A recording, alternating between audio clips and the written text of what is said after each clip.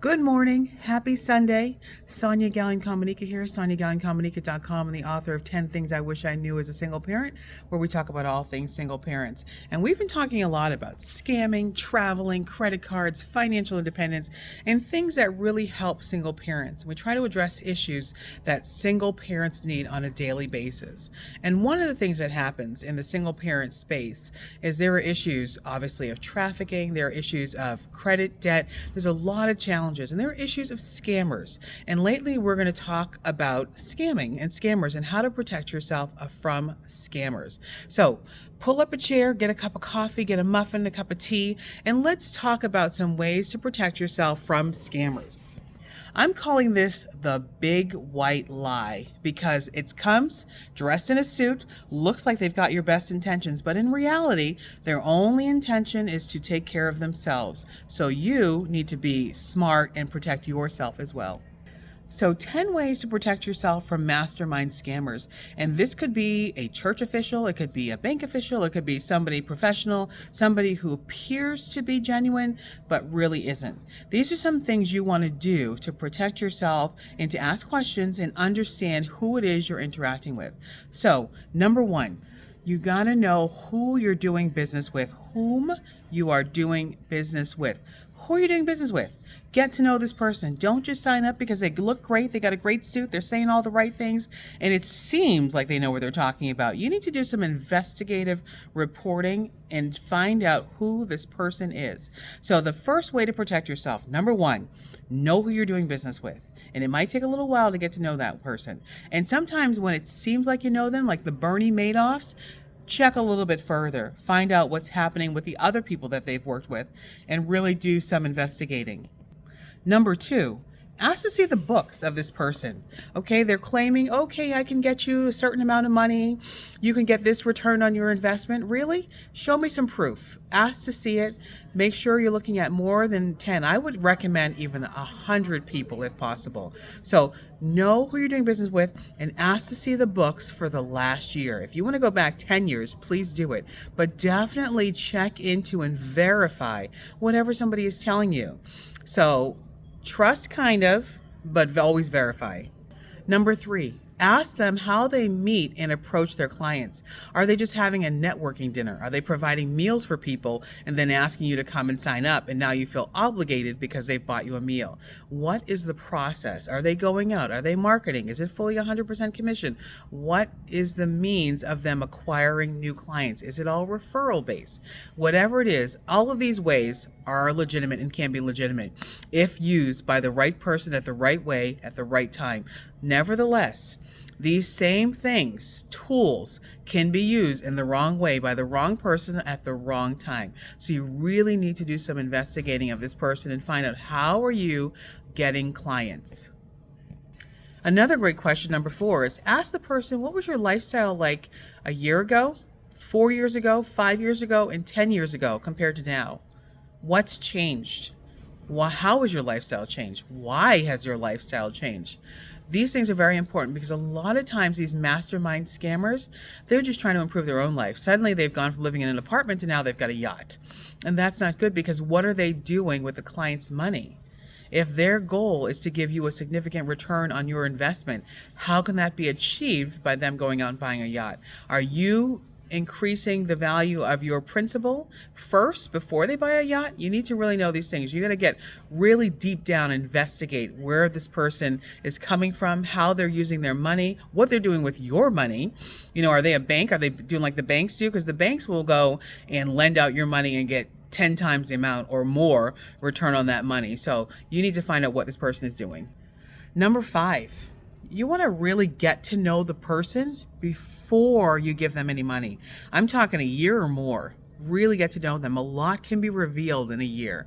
And I know you think, oh, I've got to get money. I've got to get a return on my investment now. Quick, quick, quick. You know, our inability to wait This instant gratification is what causes a lot of people to be scammed in the first place. But if you can say, you know what, I'm going to watch you, I'm going to observe you, I'm going to see how other people are responding and faring. Are they getting their principal back? Are they getting a return on their investment prior to me giving you any money? And if that person cannot wait, that should tell you right there they're a scammer. Because most people, most of the friends that I have in the investment world who are buying into real estate, they're buying in real estate investment trusts, they expect to wait at least a year for you to finally make a decision. And if that person is unable to wait, it means they don't have a lot of resources.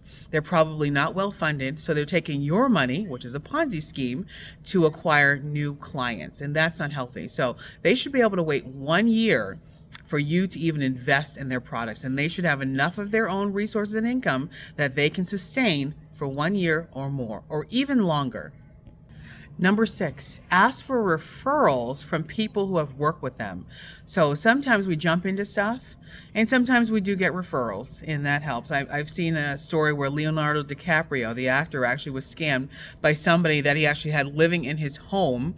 He trusted, he was a friend, and he was referring other stars to this person. So sometimes, even with your best intentions, you can ask for referrals, you can get information, and this person can still mislead you, betray you, and lie. These master scammers are very good at it. So the more time you can place between giving them money and inquiring, investigating, and learning, the better. It doesn't always work. There are people that are they're just master scammers.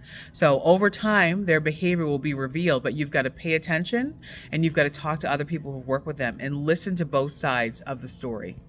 Number 7, you want to ask for a pro forma projection. And what that is it's what is anticipated, what is expected to be the return on your investment.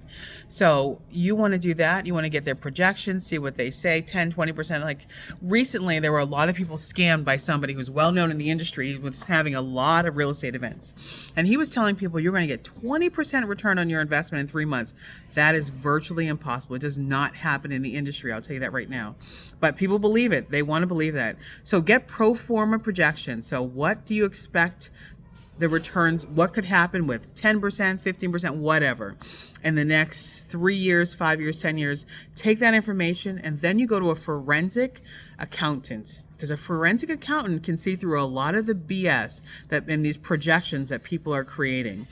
When Bernie Madoff was caught, it was because forensic accountants saw it and said, I don't think so. I don't think so. That is never going to happen.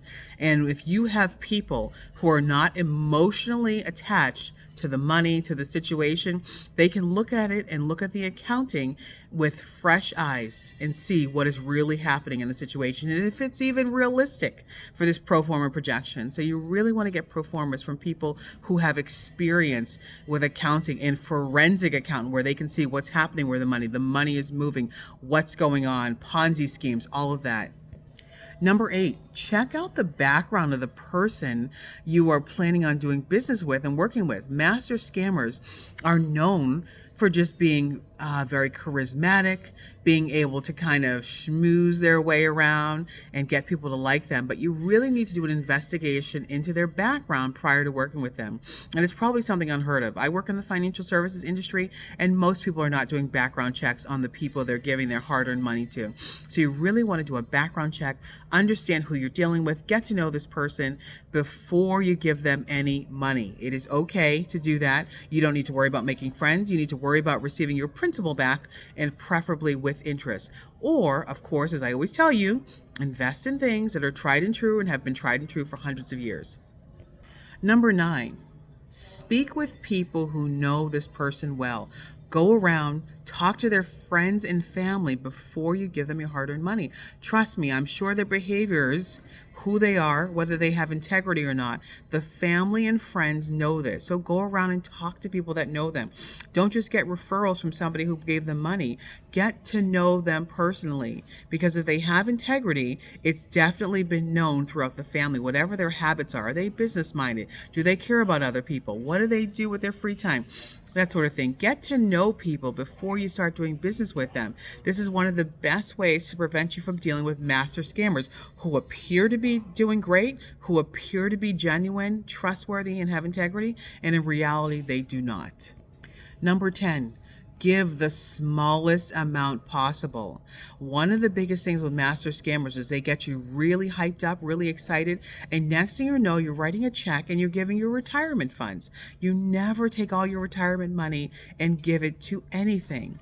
When you have a 401k and you're age 72 and a half, there are required minimum distributions that the IRS requires you to take out. Nevertheless, not the full amount.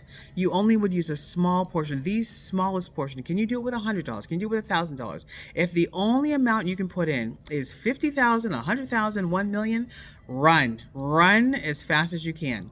Smallest amount that you could risk losing, because you don't know what's going to happen from one day to the next. You don't know this person, and you don't know about the investments or the economic conditions. Okay, so I hope this was helpful. This is on a message on the 10 ways to protect yourself from mastermind scammers, what I call the big white lie, where they look like they're legit, but in reality, they're just scammers. Sonia Gallen-Cominica here, SoniaGallenCominica.com, and the author of 10 Things I Wish I Knew as a Single Parent, where we talk about all things single parents. Have an amazing day.